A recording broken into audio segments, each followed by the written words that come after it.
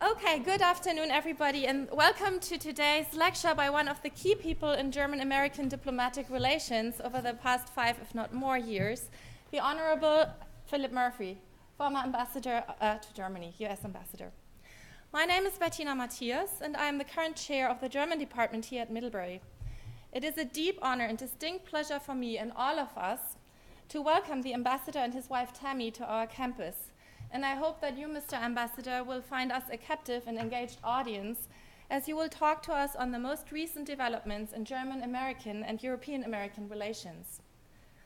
I am most grateful to President Leibowitz and his office for supporting our efforts to organize this event so substantially, and to the Wharton Center for International Affairs and its Associate Director, Charlotte Tate, for helping with all the logistics. Thank you very much. I know that all of you are here to hear the ambassador speak, and I will thus keep my introduction short. Ambassador Murphy's relationship to Germany goes back quite a long time, well beyond his appointment as the 21st post-World War II American ambassador to the Federal Republic in August 2009. Born in the Boston area and college-educated in economics at Harvard, Ambassador Murphy continued his studies at the Wharton School of the University of Pennsylvania, where he earned his MBA in 1983. From there, he went on to have a very successful career with investment bankers Goldman Sachs. It was with this company that he and his family made Germany their home for several years for the first time from 1993 to 1997. Ambassador Murphy headed Goldman Sachs' Frankfurt office, overseeing activities in Germany, Austria, and Switzerland. An additional 2 years in Hong Kong as director of Goldman Sachs Asia preceded his last position with the company as global co-head of their investment management division before he retired from it in 2006. After a 23-year-long career that I, as a German, fascinated with the phenomenon of the American dream, can only describe as a textbook American dream career. Now released, I don't know if you feel released or not, released from corporate America, Ambassador Murphy was offered the position as the National Finance Chair for the Democratic National Committee, a position offered by Vermont's former governor, Howard Dean, then chairman of the DNC. I'm not sure if this connection to Vermont might have played a role in Ambassador Murphy's decision to accept our invitation to come to Middlebury. If that is the case, a remote thank you to Governor Dean. In 2009, the newly elected President Obama appointed Ambassador Murphy to become his first top diplomat in Germany. Given Ambassador Murphy's experience with Germany and his passion for soccer that he shares with our Chancellor Angela Merkel, this appointment must have been a natural fit, and from what I read about it, he and his family had a most satisfying and personally enriching time in Berlin. I hope that is not overstated. After 4 years in office, Ambassador Murphy decided to step down and return to the US this past August, devoting his time to his philanthropic work, his firm Murphy Endeavors, LLC, and his family. We are so pleased to have him here today, so soon after his return from a very intense time in a Euro crisis-ridden Europe, and to share with us his assessment of German-American relations and their future. As he will now talk to us, we will benefit from what he once stated in an interview as one of the matters closest to his heart as an ambassador, and I quote, "The legacy of our time together in Germany will be measured by how well we set the table for tomorrow, by how deeply today's youth understand the ongoing relevance of the transatlantic bridge. They are tomorrow's leaders, and our investment in their future is our highest priority." Please join me in extending a very warm welcome to the former ambassador to Germany, the Honorable Philip Murphy.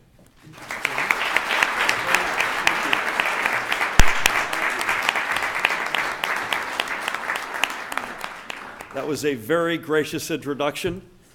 Some call a career at Goldman Sachs a slice of the American dream. Others call it something else from time to time. But thank you very much for your kind words. Tammy and I just spent a fascinating half an hour with President Leibowitz and are incredibly impressed by all that he and so many members of the faculty and administration have done and continue to do here.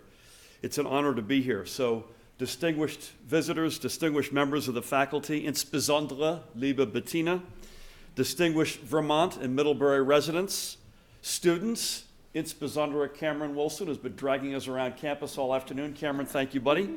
Even put on a tie for the occasion. Family and friends. Meine Damen und Herren, es ist mir eine Freude, hier zu sein. Meine Frau Tammy, stellst du bitte, Tammy Murphy. Meine Frau Tammy und ich sind überglücklich, hier in Middlebury zu sein. For those of you who don't speak German, I've just asked all of you to take off your shoes and do 30 push-ups.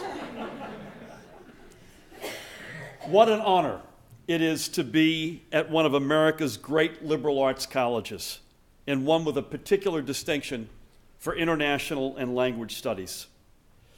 Places like Middlebury make America great. And again, I salute in absentia the president and all the members of the faculty and administration and the student body who have done such a magnificent job achieving increasingly the objective of the world's global liberal arts college, not just America's best, but the globe's best. Keep up the great work. I mentioned family and friends before I go on. My wife Tammy, obviously here. My cousin Lynn Dunton is here. Lynn, what a treat. And her husband, Charlie Biss. This doesn't happen every day. Lynn's sister is closely associated with Dartmouth College, where I gave a speech several months ago, and I forgot to tell Lynn's sister that I was coming. And that led to some awkward moments with my cousin Lori, and now I'm happy to say we preempted this with Lynn. So we got it right. Great to have you both here. Is Tucker here or not? No. Please tell him we said hey. Bob Cummings is in the house. Bob and I have known each other for over 3 decades. And I don't think if we were betting short odds that the next time we would see each other would be in Middlebury, Vermont, but here we are. Great to be with you, Bob. And we're here because his rock star daughter, Melissa, just started here 3 weeks ago. Melissa, you got to raise your hand. And if you don't know her already, you will know her. She rocks. So for family and friends, old and new, it's great to be with you.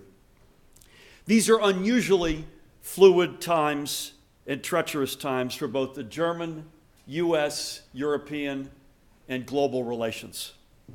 What I'd like to do, if it's okay with you all, is to make a series of observations in really bullet point format in the hopes of triggering a discussion, debate, questions, and answers by you all. Does that sound okay? Let's go. I will highlight or name my first bullet. The streets are screaming out, and we can't ignore that.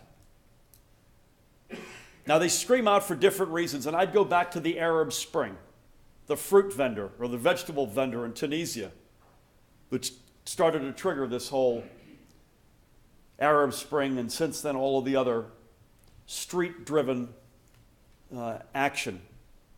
Look at more recently, look at the past several weeks in Ukraine. Look at Turkey last year. Brazil last year. And by the way, Brazil's story is not just last year's story. We're big football fans, soccer fans, as Bettina said, and we read with interest that not that long ago, the 30th bus in Rio had burned this year, with the World Cup starting the second week of June. Look at Venezuela today, Thailand today. Look at Occupy Wall Street 2 years ago, or maybe in a very bizarre, indirect way, but maybe also as a first cousin, the Tea Party movement, which took hold with great force in 2010. The specific reasons across all these countries are, in many cases, unique to the countries and to the situations at hand. But there are debates that are common across these screams. Inequality, a sense that there's an insider's club and that the rest of us are on the outside looking in. You know that movie Network? I'm mad as hell and I'm not going to take it anymore. There's that feeling. Now clearly this is in many respects been triggered by the second worst financial crisis of the past 100 years. My favorite example of this, you may have read this, Tom Friedman wrote about this about 2 to 3 years ago, in Bahrain, where citizens constantly complained to the authorities that they did not have enough space in which to live. And this one gentleman in particular said, listen, there are 15 of us living in 3 rooms. And the authorities kept telling them year in and year out, actually, we've used all the available space and all the available infrastructure. There's nothing more we can do. And this is Tom Friedman's view of who gets the credit for the Arab Spring. And on his list was Google Earth. Because this guy finally woke up one day and he was able to look very clearly at how the land was apportioned in Bahrain and how overwhelmingly the land was being controlled by the ruling families.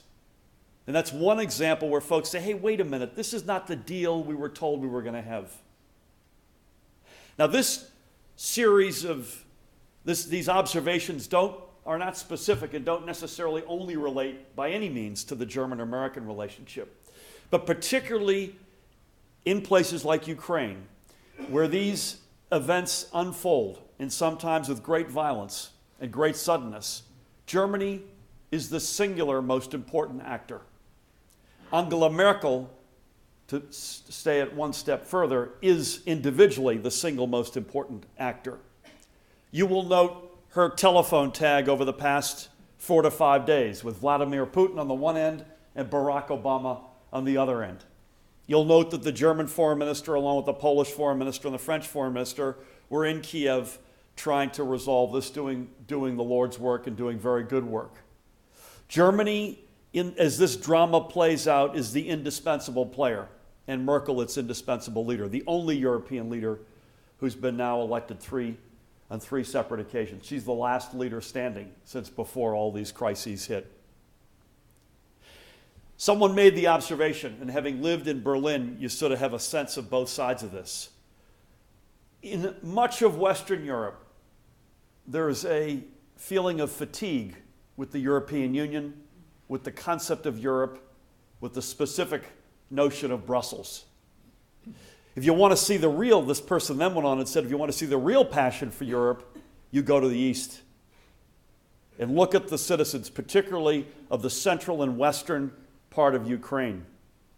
Go to Poland if you want to get a sense of the real passion for Europe. And that's why Germany, take out a map, look right where Berlin is, look where Germany is. Germany plays that indispensable role. If need be, Merkel speaks to Putin in Russian, and by the way, if need be, he speaks to her in German, having lived in Dresden for a big chunk of his KGB career. More on that later. So we can't, my point would be this, we cannot collectively ignore, deny the screams. I'm not sure what the policy fixes are. I'm personally of the opinion in the United States that getting the minimum wage up is a good thing.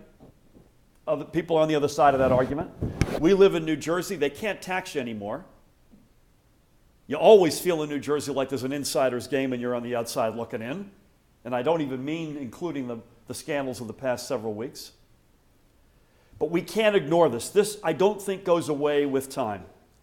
We have to preemptively get out ahead of this. It felt like Ukraine, there was a pregnant preemptive opportunity several months ago and the EU blew it. They won't blow it again, particularly financially, and I assume in coordination with the IMF and the United States of America. I said some glowing things, Mr. President, about you behind your back, so I owe you that as in your presence. It's an honor to have you here today, and thank you for having us. I mentioned that in all these screams, Germany plays an indispensable role. My second bullet would be specific to the euro. How's it going? How do we feel about the role Germany's playing? This is also fraught with risk. Germany clearly plays the singular most important role here. Germany, it's interesting. If you roll the clock back 20 years ago and you tried to predict how Europe would unfold, you would have guessed, we would have guessed, I'll bet, that Germany, France, the UK, in many respects Italy, would be seen over the next 20 years being the sort of core economic engines of Europe. That was the case largely until the euro. It was the case until Germany faltered and then had to reinvent itself under Gerhard Schröder. France has lost a step. The UK has enormous mixed emotions about its engagement in the European Union. It obviously made the decision not to be part of the currency union of the euro. Germany looks to the left and right and increasingly finds itself alone as the indispensable player. And I'm here to tell you they don't like that. Germany likes to be in a club. They like to be in a slipstream. They like to work it through the EU, through NATO as it relates to security. Increasingly, as they have gapped out economically, they're standing up on center stage, getting whatever credit comes their way and getting a whole lot of blame, particularly from the member states that are having troubles. My current prognosis as we sit here today is that the euro will succeed. The boat is halfway across the river. Unfortunately, the trip's going to take a lot longer than people hoped and expected. It is not without risk and not without pain, but it will get there because there's just no other choice. Everyone largely knows that, but Germany really knows that. It is absolutely in their interest to make this a success. But it is not without risk.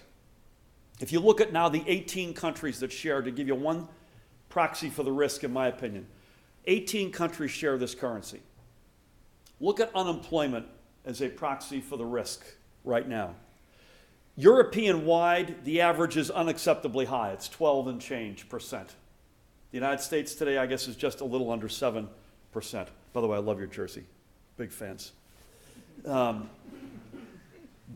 What is more troubling, 12 and change is just unacceptably too high. Frankly, our unemployment rate's too high, but Europe's is far too high. What should concern us more is the high-low among the various member states that share the same currency. So in our 50 states, I'm not sure I know this, but I'm told North Dakota is basically, because of fracking, the lowest. Who'd have thought North Dakota? 3%. And the high end is maybe something like Nevada, 10%. So you got about 3 or 4 to 10. In Europe, the low end is probably Austria, Germany, 5, 6%. The high end is 28% and going up. And among youth, that's Spain. Among youth, unemployment is in Spain closer to 60%.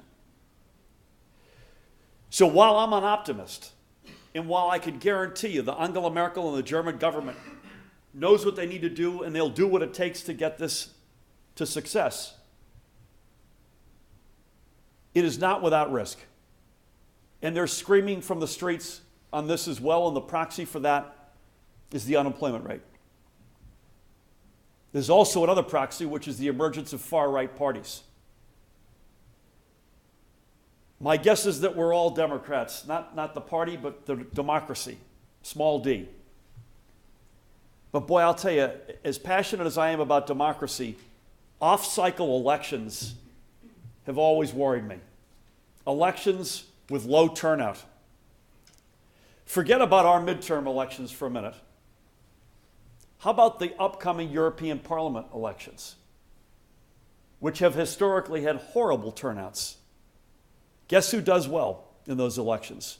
The well-organized parties, the parties that have the passion. And if you look in Europe right now, you have a lot of fatigue from the traditional parties and a lot of passion from parties that stand for stuff that, frankly, is not where we, I think, I'll bet, would collectively say history should be headed. They're not on the right side of history. And unlike in the German elections, where my German friends here know you need 5% to get into the Bundestag, in the European Parliament you need 3%. So even the protest party in Germany, which failed in their elections, that party will almost certainly make the European elections. They'll form a cabal with other like-minded parties, some of whom, frankly, are a lot more on the wrong side of history than the Alternative für Deutschland, which is, frankly, relatively benign among these right-wing parties. And that's also a proxy for the risk that we'll face. Again, there's no choice. The euro must succeed. One last observation. Because this travel across the river will take so long, thankfully, Bob and I have a former colleague who is the president of the European Central Bank and a good friend, Mario Draghi. And up until Mario's stewardship, the European Central Bank didn't look and behave a lot like the US Fed. They were very different central banking institutions. Mario, about a year and a half ago, uttered some very important words, and that is basically, we will be here as a lender of last resort. And that's a powerful statement. Those words alone diffused the immediacy of the euro crisis. Mario essentially built a bridge across this river, and that's good news. Again, with these risks that I've enunciated, the concern that we should all have is that bridge is not never-ending. It's not going to be a bridge that will be there forever. The economies have to catch up. We need to hope that all that can be done for youth unemployment in particular in places like Greece, Portugal, and Spain is done now. The sooner, the bigger, the faster, the stronger, the better. I couldn't come here, and I promised Bettina I wouldn't come here, without speaking for a moment about spying. Tammy noted recently that no one wanted to hear from me about any topic at all until the NSA crisis broke. And now more people are interested in, and I have to believe that Tammy is right about that. This is serious, and I'll speak specifically on the German-American part of this because that's the piece I know best. It is a matter of trust. There's outrage, you know this in America, this sort of outrage at this sort of big brothers watching us on both sides of the Atlantic in both countries. But I have to say, I read the German papers every day and I get a summary of the German press. There's a disproportionate outrage right now, and I'd say that's existed for the past 2 or 3 months. There's more outrage in Germany. There's more I'm mad as hell, I'm not going to take it any more than there is here.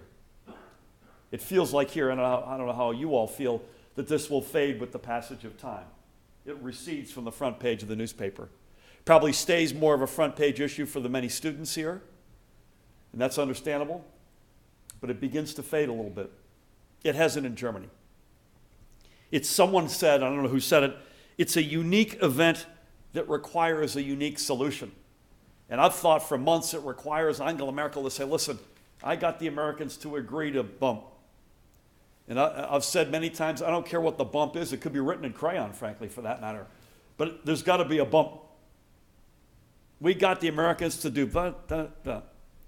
And until that's done, my guess is that Germany's sort of passion around this, outrage around this, will stay intense. However, it will pass. The relationship is stronger than this. It must pass. Look at the way we've coordinated on Ukraine. The world needs us to be in a groove. The president, I think quite smartly, if I may say so, and the chancellor quite wisely as well, have both, she's been invited and she's accepted an invitation to come to Washington. Not just substantively, but symbolically to make the statement that this is one of the most essential partnerships in the world. It will pass. I'm not suggesting it will pass tomorrow, but we've had other bigger crises in the relationship. And typically, and unfortunately, sadly, in many cases, it passes because a bigger crisis comes along where the world needs us working together. And you could look at the first Iraq War and then what's followed.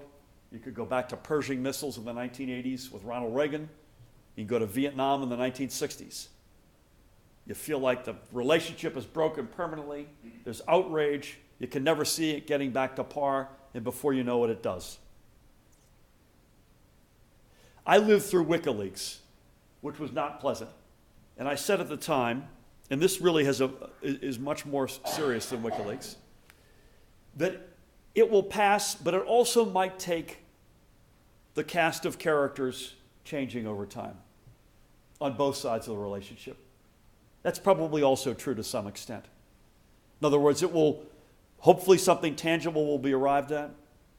Passage of time helps, but it's probably also the case that some of the principal players, as they move on to other things in life, that will accelerate the mending. A couple of quick observations about energy and trade, which are big potential game changers and have the real opportunity to bring our countries closer, even at this very challenging time, particularly as a result of the NSA scandal.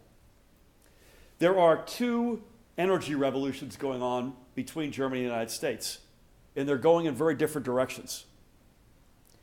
The biggest, most immediate political fallout from the Fukushima tragedy was felt in Germany. Angela Merkel made the decision that Germany was going to get out over a 10-year period the nuclear power in its baseload, the nuclear power element of its energy portfolio. By the way, which is about 21%, which is about the same as the United States.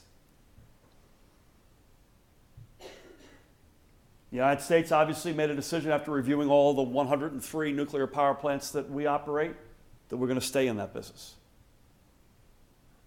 We have had, since that time, an exploding fracking revolution going on in our country. Germany is struggling with how it's going to replace this 21%, with alternatives, by the way, as their objective. So they have to look at things like refiring coal plants, getting more gas from the east, which has obviously geopolitical consequences, figuring if they can connect wind farms in the North Sea into Bayern in the dead of winter, your hometown. Bayern Munich or 1860? Bayern. Good. These are all complicated challenges. And what's going on right now? Prices are going up. The industrial base is getting very concerned. And there's real unrest. If you polled the big German multinationals, the big manufacturing firms, I'll bet you'd find more concern about the energy future than about the euro's future. This is a real issue, particularly when they're trying to make decisions, where's our next plant? And then they look at the United States, where the Germans are invested heavily and have been invested heavily for decades. Siemens employs more people in America, by the way, than Microsoft does. They have something like 75,000 employees. So Germans are not new to the American investment scene. But it's evolving, and it's evolving at a very rapid rate, to the detriment of the German Standort Deutschland, and to the benefit, frankly, of our industrial future. Companies came here first because it was the biggest market economy in the world. It made sense to not just ship stuff here, but to go ahead and make it in America, get closer to the consumer. Everyone does that. That worked well. The auto business is the best example. Pharmaceuticals, chemicals. The next leg was, it's going so well here, we can export from here to places that are hard to export to from Europe. South America, parts of Asia. And that worked pretty well too. With this revolution in energy prices that we're going through, German companies are now lined up looking at America for now a third reason, which is to build their global X brand and export it all over the world, including back to Europe, which is unheard of. Interestingly enough, the constraining factor is now not energy. It's getting a trained up workforce that can do the high value-added jobs. Implications perhaps from, I'm going to end these remarks in a few minutes with some advice for our students. This is not one of my pieces of advice, but it's out there as a reality. People like Siemens can't get enough, essentially apprentice-like workforce. They have something called, for you German students and scholars here, a duale Ausbildung system, which is you basically go to school and at the same time you're an apprentice for the companies. And you really learn this craft, but you also get an education. And you get paid well. These are high-quality jobs. Germany separates you sort of into two tracks, by the way, in education. We've got a 5th grader. We've got all the way up to a 11th grader. I don't think we could even come closely with the 11th grader to separate what track or the other, but they separate you in the 4th grade. You're either going to a traditional US-style high school or you're going into an apprentice track. And because we don't do that, the German system doesn't fit neatly into our system. Community college or technical high schools probably come the closest. I say all that because of all the good news on the energy side. And by the way, I'm going to leave off all of the legitimate environmental concerns and just let's state for the record that there are legitimate concerns. Training will ultimately be the constraining factor. I mentioned trade as the other observation I wanted to make. There's a pending trade deal between the U.S. and member states in the Pacific, and there's a big pending trade deal between the U.S. and the European Union. And we're in the middle of negotiating both of them. I know only what I read in the newspaper about the Pacific deal. But on the European side, basically it comes down to two things as to why we should hope this succeeds. One is jobs on both sides of the Atlantic. The Bertelsmann Foundation wrote a couple of months ago that over 750,000 jobs would be created alone in the U.S. in each of our 50 states. Every state would increase its exports to Europe. And the number on the European side is even bigger. So jobs and standards. Who sets the standards? How do we feel? Biggest economy in the world, biggest economic bloc in the world coming together. Obviously, it's good for ourselves in those two respective blocs. But think about intellectual property rights and environmental standards and workers' rights. The price for failure to get a trade deal done across the Atlantic is first and foremost jobs. But secondly, somebody will set those standards for us. And think about that. Is that what we want? Do we want the environmental, the IP, the workers' rights standards set by us or for us? For all the jobs that will be created, frankly, for my taste, that's a more important reason to get this done and achieve success.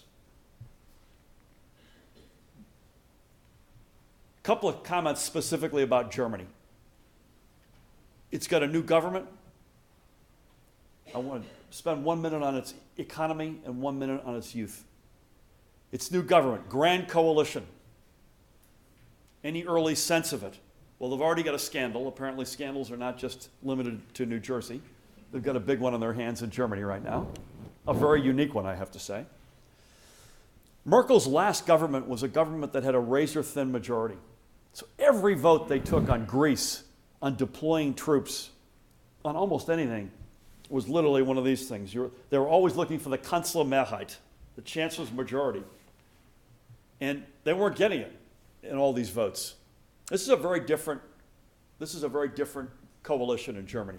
And for those of you who are not following Germany every day, it's essentially taking, forgive me for it's not quite the case, the Democrats and the Republicans here and putting them together in a joint government and leaving the fringes, the Tea Party folks, the hard liberal left of my party, in opposition. That's essentially what you've got. Merkel has done, she must have been watching Bill Clinton all those years because she's taken the Christian Democratic Union and step by step brought it into the middle and sucked up all the oxygen in the political middle. And there's nobody even close. The price that she's paid is that she's opened up some daylight in the right. And I referenced this earlier about the European parliamentary elections. That's where that's come from. So when you come into the middle, you're going to create daylight at the edges. And she's done that. And that could come back to haunt Germany, particularly on a European level.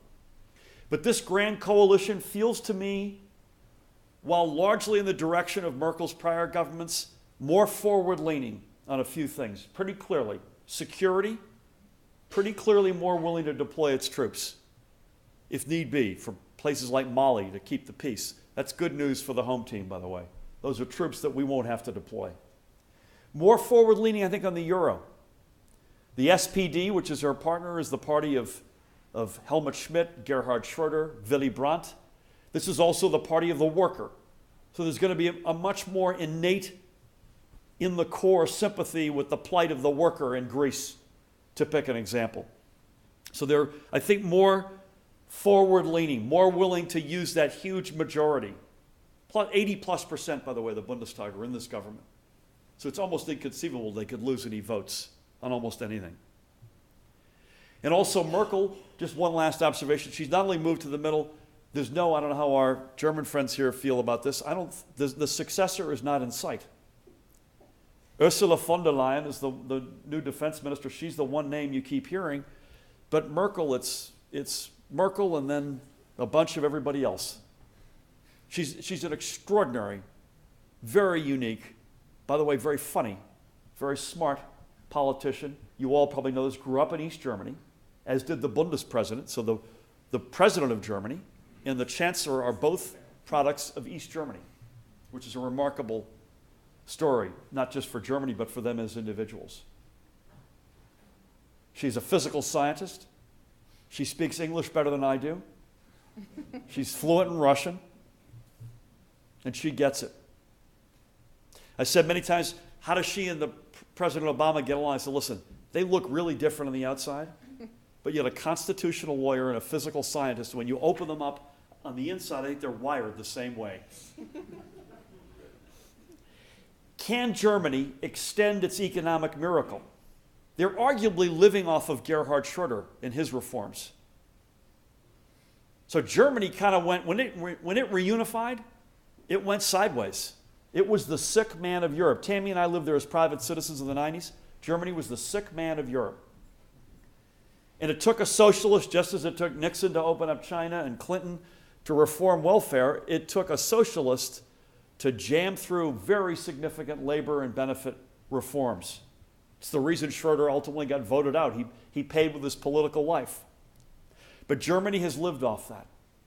And also its secret sauce in its economy is the so-called Mittelstand. Private family-owned firms, overwhelmingly manufacturers, who are just willing to do things differently than public companies are. They're willing to hold on to the workforce.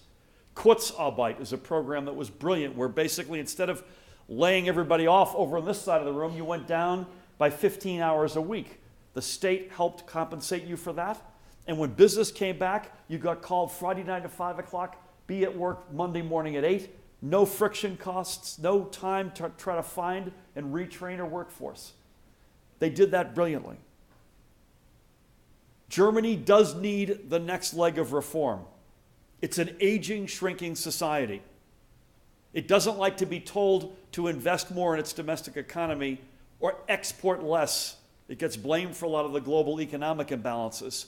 But I think there's plenty of scope for doing what's in its self-interest, its enlightened self-interest, to invest in a Germany 20 years hence that's an older society that needs even better training for the workforce coming into the for the folks coming into the workforce, and world-class late-in-life care for its aging population. That's a great, it's lagged in infrastructure, shockingly. It's got a little bit of a version, it's not as acute as America, it's got a little bit of a version that we have back here. We just haven't invested in the basic stuff to the extent that we should have, or the extent that others have. Roads, tunnels, bridges, railroad tracks, airports. Germany, which is a superstar 21st century economy, has lagged there as well. So it's got scope to get that next leg and stay ahead. It also can't operate indefinitely without reference to its neighborhood. If most of your exports are to the neighborhood, which they are, and the neighborhood is on fire, which it is, you can only play that card so long. It's another reason why the euro will last and succeed. Because Germany will see, if beyond all the good reasons, it will see it's in its cold-blooded self-interest. Charlie, I'm sorry to drive you out here, I apologize.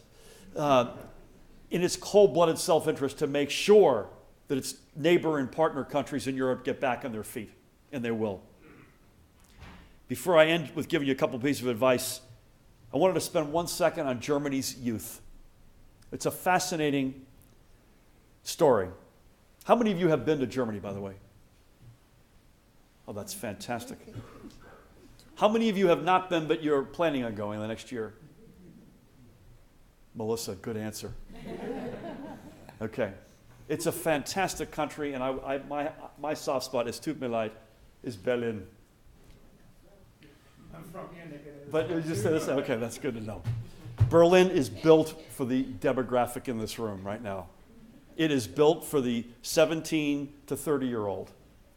And I used to say when I was ambassador, when a lot of students would visit, if they were American, I'd say, listen, have a great time in Berlin, but be careful. If you get into trouble out there, I'm the guy they call. It's a fantastic country, a fantastic city. It won't surprise, and many of you are old enough to know this better than I, it won't surprise anyone to hear that after World War II, Germany had essentially run out of adult males. And frankly, in many respects, teen males. So as it got back on its feet with the great visionary help of so many Americans who are in the Hall of Fame, George Marshall, Harry Truman, Lucius Clay, John Jack McCloy, and others, and then German heroes, Konrad Adenauer, first and foremost. As Germany got back on its feet and started to begin this extraordinary several-decade economic miracle, it was short labor. And so it did probably what any of us would do, and it tried to harvest farm labor in from elsewhere on a temporary basis. It would go to places like Turkey, Italy, Serbia, other places, and say, listen, could you come in and work for us for a couple of years? Help us form the bridge until we have a demographic that looks more normal. Neither side, not nefarious, no malice on either side. The Germans inviting these workers in, the workers coming in, assuming they were there for a couple of years, called Gastarbeiter, which has taken on, in many cases, a pejorative meaning, which is basically guest worker. Guess what? They never left. And the German government, to its fault, got to that notion, that realization, way too late. The guest workers, frankly, never really faced the mirror and said, you know what, we're not going back to Turkey. We're here for the rest of our lives. And we might even start marrying Germans, or our kids marrying Germans, and then we'll have a next generation or generation after. And pretty soon you wake up and it's in the 1990s. And you've got, throughout Germany, you've got the largest Turkish population in the world outside of Turkey. It's not a coincidence that Prime Minister Erdogan, when he starts his re-election campaign, he starts it in Dusseldorf and Berlin, not in Istanbul. And that's a fact. And it's not just Turks, but it's first and foremost Turks. And so you have this bizarre not coming to grips with it. For all of our immigration challenges that we have here, and we have many, this is one we figured out. And the Germans now look to us as the model. Why weren't we more like Americans? Why weren't we more like Jesse Jackson's vision, not just of the melting pot, but the one that I think gets it better, which is the vegetable soup. It tastes good, it steeps on the stove. The longer it steeps, the better it tastes. But the carrots always taste like carrots. The potatoes always taste like potatoes. But it works. Instead, you have the Turkish diaspora over there, and the unit, and everyone is off on their own.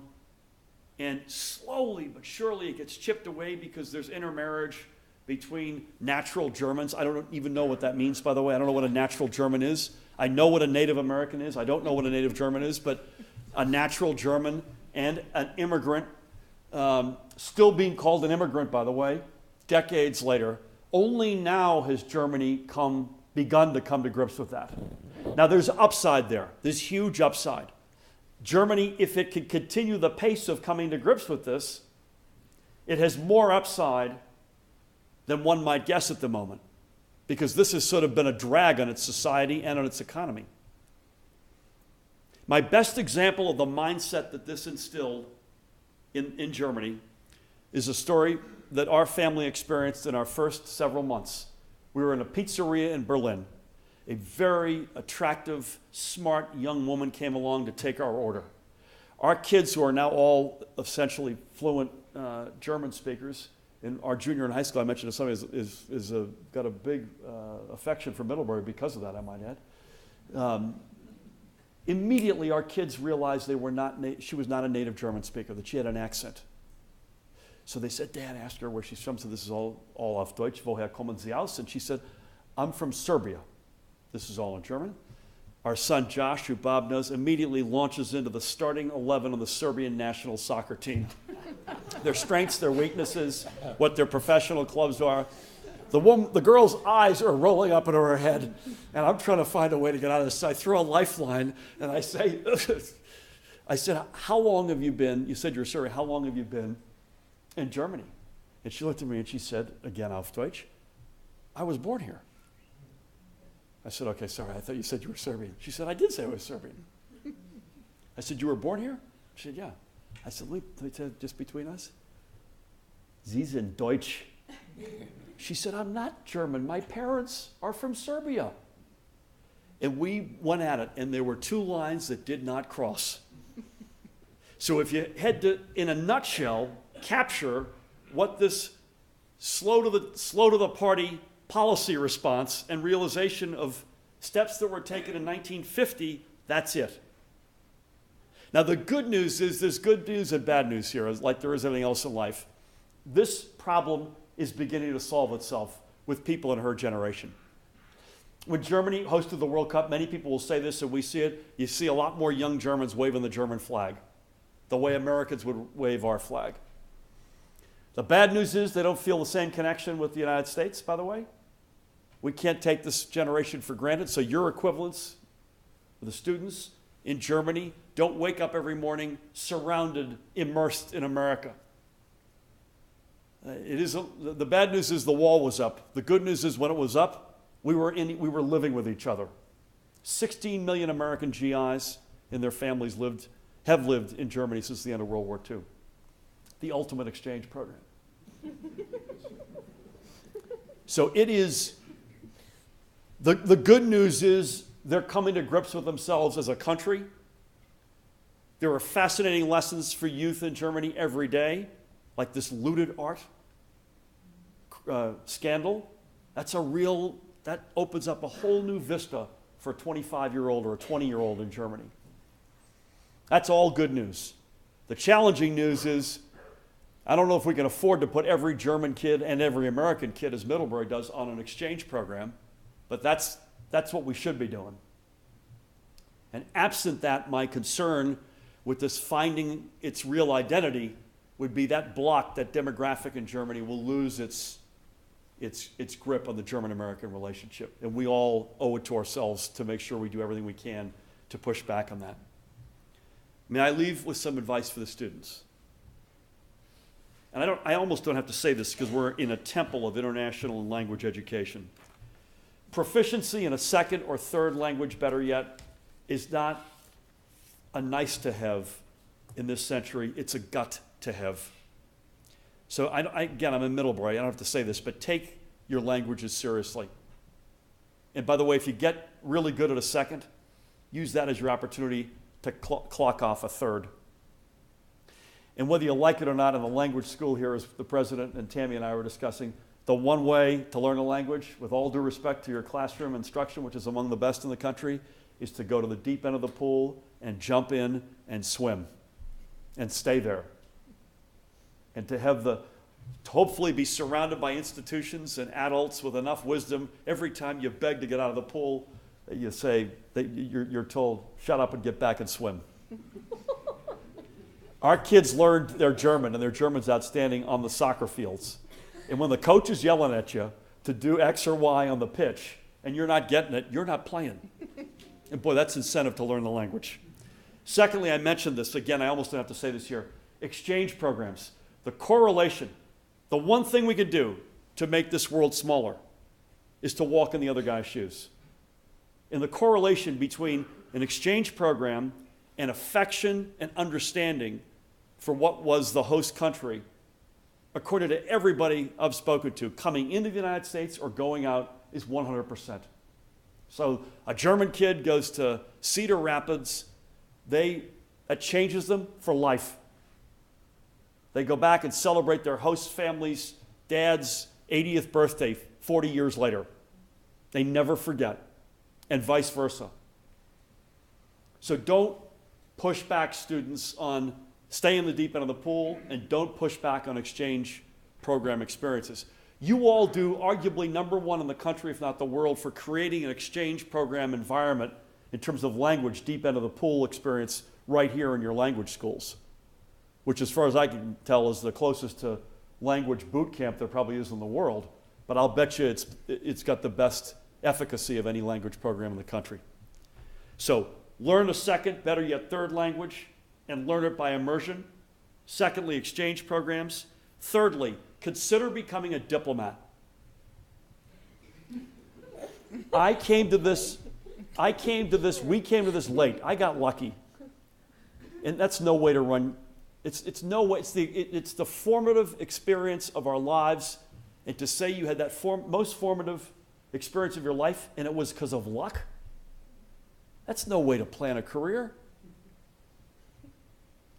The real way to plan that is to consider, particularly if you're into languages, if you're into international studies, become a diplomat in your 20s. I mean, when you're our age, we have 4 kids, 3 dogs, a bird. We need a moving van to go get a quart of milk. When you're in your 20s, you can move like a cat. And you can move every 3 years. It comes with a cost, obviously, but it's an extraordinary career. And Bob and I worked together at arguably one of the great private institutions in the world with an extraordinary quality of individuals who work with us. But I'll tell you something, the State Department has the best and the brightest. They are extraordinary. They can hold their own against anybody. And again, if you've got language, proficiency and interest, if you've got passion for international stuff, if you like to travel, it's a great career. Consider it. Unrelated to that, this is always a good piece of advice. Don't ever mess with any ethical boundaries. And also we had another colleague, don't sit next to where the line is and get right up to it, even though you might think you're on the right side of history, because sometimes the line changes like this. And your behavior is non-compliant. So what do I mean by don't mess with it? Here's my best way to put this. Someone gave me this phrase and I love it. Always ask yourself, would I be doing this? Yeah, I'm standing up in front of you right now. I'm hoping not to commit any ethical faux pas. It's being taped. I hope I'm not that stupid. But how would I behave if the lights were out and nobody was looking? And that's the standard you have to hold yourself to. How will I behave if the lights are out and nobody's looking? Will I still do the right thing? Ask yourself that. Another piece of advice for you. Whenever you're asked in life, again, I'm speaking to the students here, why are you doing something? The worst answer you can come up with, number 1 on the list of worst answers, because everyone else is doing it. That's a horrible answer.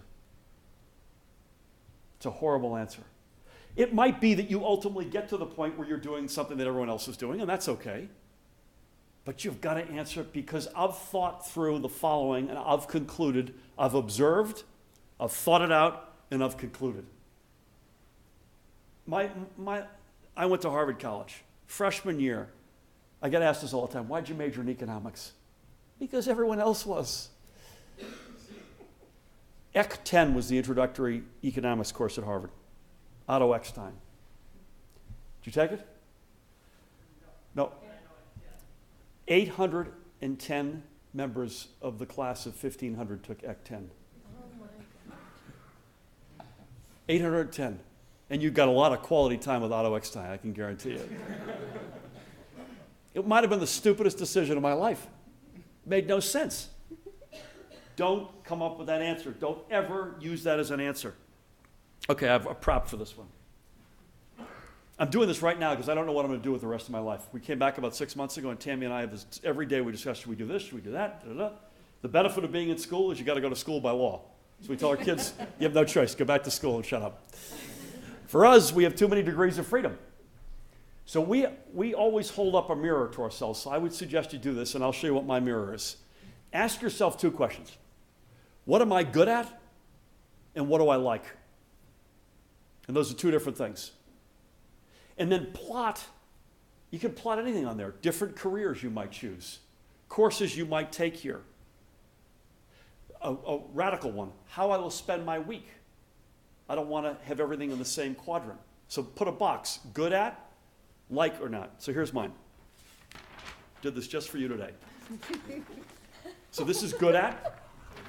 That's a good and that's bad. And this is like. Good, bad. So this is the quadrant that we always want to. I think I've become a good leader of people. And I like it. I enjoy that. I'm good at, but I hate having tough career discussions with people. I'm told I fire people really well. What a horrible thing to have on your tombstone. So just because you're good at it doesn't mean you like it. I want to be the lead singer in a rock and roll band. Could someone here help me out here? That's the real reason I've come today. But I can't do it. And then lastly, I hate technology, and I'm worse at it than you could imagine. So that's my little grid. Plot yourself with, again, career opportunities, exchange program opportunities, courses, how I spend my week. You might say, one mistake, you might want everything to be up here. The problem is you never learn if everything's up there. If you keep doing the same thing that you're good at and you like, you kind of atrophy. So what you want to do is, even down here, you got to go to the dentist. I got to turn on my laptop. I got to go get singing lessons. Actually, I want to get singing lessons. Do this. Trust me. There's a book that I read 25 years ago. What Color is My Parachute? Have you ever heard of that book? It's got an overwhelming number of exercises like this. This is the best one. Okay, here's my last piece of advice, and this is not just for students. This is for everybody. It's in the form of a question. This is in the form of a question. You ready? You're hosting a dinner party. One in Berlin and one in New Jersey. The invitation says cocktails at 7, dinner at 7:30. The question is, what time do people show up in Berlin? And what time do they show up in Middletown, New Jersey? So here's the answer. Again, cocktails at 7, dinner at 7:30. First person and last person. First person in Germany shows up at 20 minutes before 7. And we've gone from our first couple of months there from being in our pajamas to by the end to be standing at the front door dressed in a suit. But there are some awkward moments. What time does the last person come? 7:05. How much time do they take apologizing to you? 10 minutes. Herr Botschafter, es war ein großer Stau, meine Schwiegerschwester ist schwanger und mein Auto ist...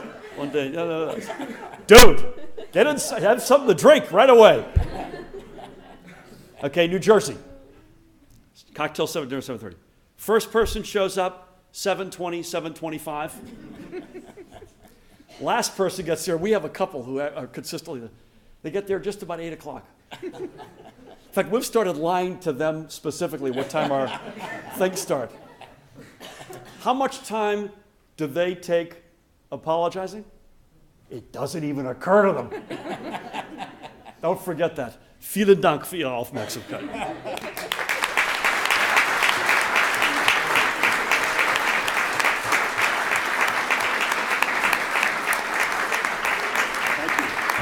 We got time for a couple questions? Questions? Would you take questions? Absolutely. Any questions or comments? Please. You got it exactly right. And she's in a tough spot. And it got to the point where, at first, this crisis, I'll tell you something, this is another lesson in life, particularly for young people.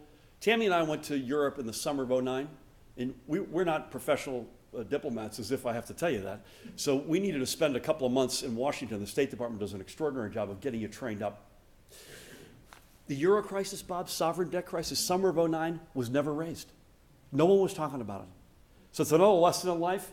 You'll go to your college or your job, and you go there on one basis. And the basis I went to Europe was, I'm a former banker, but I'll never use that expertise, because this is really about other stuff.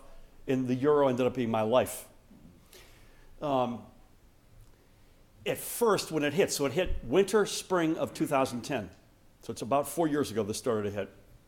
And it really blew up in May of 2010, Greece, that is. When it first hit, Bob, our side was so frustrated that Europe wasn't moving faster, stronger, bigger.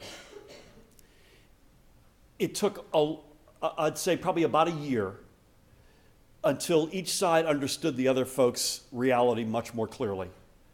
And she is incredibly, she is as good an example of somebody I've ever met in my life who does what she says she's going to do and describes situations accurately. And she said from the beginning, listen, I get a narrow majority in my own parliament. These bailouts require all 17 at that time members of the Euro to approve them. So if it weren't bad enough in your own parliament, you're herding cats And she used to say to the president, basically, listen, you guys, I noticed you're having a fair amount of challenges with your one legislative body, never mind the 17. But I'll tell you the thing that really, so we sort of started out over here and we moved to a very good place. The one area where we continue, and you'd see it literally out of the G20 meeting that just happened, where we're not seeing eye to eye, we still don't see global imbalances, which I mentioned earlier, the same way. You know, we think it's dead obvious that Germany ought to invest more in its domestic economy, not to be nice to the world, but because it's in Germany's interest. We're not there yet. But on the euro crisis, it's at a happy point. We'd like to see more progress on banking union, a whole lot of other stuff. That would be probably number one on the list. But it ultimately got to a good place. And the way you can measure that is when Mario said what he said, which I think was in October of 2012, Chancellor Merkel said nothing, which in my way of thinking was a huge endorsement. She's never come out and said anything about Mario or the ECB since then, which to me says she knows. And it's not surprising. It's a little bit like President Obama criticizing the Fed when you know Congress will not do what you've asked them to do, regardless of who's right. And in her case, when you know you've only got so many votes on money for Greece and you've got a limited asset, boy, you're dying for the central bank to come in and build the bridge. So that's where I'd say it is. Again, back to the summer of 2009, when we were getting our briefings and getting ourselves organized, there was a lot of, we're really focused on the German-Russian relationship, concerned that Germany was orienting itself more toward the east. What I found pretty quickly on, I have to say, and I would say as I stand here today, there's no romance on the part of Angela Merkel. This is, in the way she views Russia, the way she views Putin, is cold-blooded transactional. So if I need gas, this is what I'm prepared. You got gas, I'll pay you for the gas. A little bit of a concern about the Energiewende, that one of the consequences is that they're going to be more reliant on gas coming from others to the east. But the concern was really, I found, a holdover from the Schroeder years.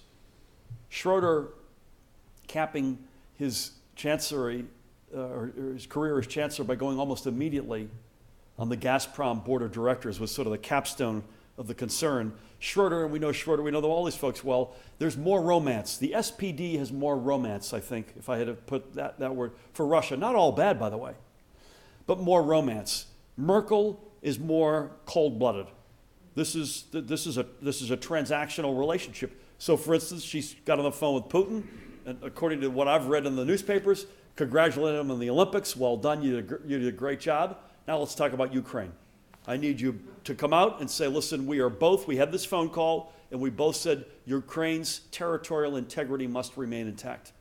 That there's no messing around, which is a concern, as you know, right now, that Russia's going to try to hive off, as it's done in its southern neighborhood, hive off the eastern part of the country, the Russian-speaking part of the country. So she's tough. I don't see any romance. I don't see any necessarily overt priority or preference on the trade side. Russia is now a WTO member, which it wasn't when I first went there, so that has consequences, but not because of Russia getting weighed more favorably. Thank you. And by the way, I would say, for the record, let's hope it stays that way. I think we should be very happy that she's the chancellor for many reasons, and on that one would be near the top of the list. A little exception to the premise, because I don't think there was an acceptance in the United States. I think my sister in Boston, who's a card-carrying left of left, her hair is still on fire as we sit here today on February 24th, 2014, about NSA and surveillance and all that. So I don't think it was whatever. I don't know how you all feel, but people were pretty outraged to hear all this. However, I did say, and I would grant you this, that if you sort of looked at the shelf life of that outrage, it's longer in Germany right now. And I think it must be because of, it was so personal, allegedly, to Merkel, and obviously the history. You've got a country that went through Nazism and then Stasiism, and now this. And so we each come at it differently. But I used to say this all the time, privacy matters to us too. It's in our Bill of Rights. It matters to Germans clearly. Our histories are different. We come to the middle of this discussion from a different place. But we each wake up in the morning. You know, by the way, interestingly enough, when you become an ambassador, the thing that they drill in you, what's your number one responsibility? What's your number one responsibility? And you think it's something else, actually. It's the safety and security of the American citizens in your host country. That's number one, and you can't escape that. And that we live that. And we had some unfortunate tragedies happen during our time there. President Obama, or any president of the United States, his number one job is the safety and security of American citizens, and you just cut out in your host country, period, around the world. So if you're if you're the top of a free and democratic society, as both Angela Merkel and Barack Obama is, you're sort of in a big piece of construction equipment. And you've got two levers that you wake up every single day trying to get in the right balance. And every day is a challenge. One is the safety and security of your citizens, and one is the right to privacy, civil liberties of your citizens. And you have to get these levers just right, because if you don't, you throw one of these two noble objectives under the bus. So you can imagine a state where security is guaranteed and you have no right to privacy. Who wants to live in that state? Or a state where you've got a complete right to privacy and no interest in security. I guarantee you won't live in that state because something will happen. So getting that right is hard, man. It is hard. And that's not, and the president himself said, he's not happy that Snowden is the reason it's triggered. But he did say he welcomed the discussion and the debate. And so I am an optimist, and I'm not suggesting we'll get through this tomorrow. But we'll get through this. But don't underestimate how challenging that is, and particularly for the President of the United States, because at the end of the day, as it relates to terrorism, as important as an ally as any of these countries are, sort of the core players start from the U.S. on out. It's a burden for leaders of any free and democratic societies, but first and foremost for the American president.